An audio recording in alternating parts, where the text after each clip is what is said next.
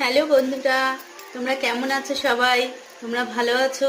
তোমাদের রাতের সবার ডিনার হয়ে গেছে? আমার কিন্তু এখনো হয়নি। আমি বাজারে গেছিলাম, বাজার করলাম। তারপরে আমার একটা বোন আছে তিথি, ওর একটা ছোট্ট কিউট বেবি আছে। ওটাকে না দেখে আবার একটু ভালো লাগে না।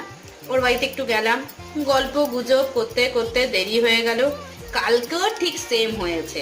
আমার একটা বোন আছে মৌসুমি, আমাদের আসল কথা আমার একটা গেহেন আছে। আমাকে সবাই ওরা খুব ভালোবাসে।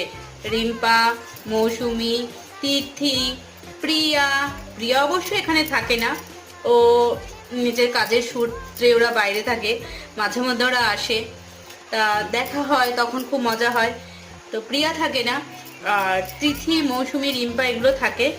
এগুলো আবার সব আমার খুব নেওয়া ওটা, আমি ছাড়া আবার ওদের হয় না। সব জায়গাতে রুবিদি লাগবেই। আমার এগুলো খুব কাছের মানুষ।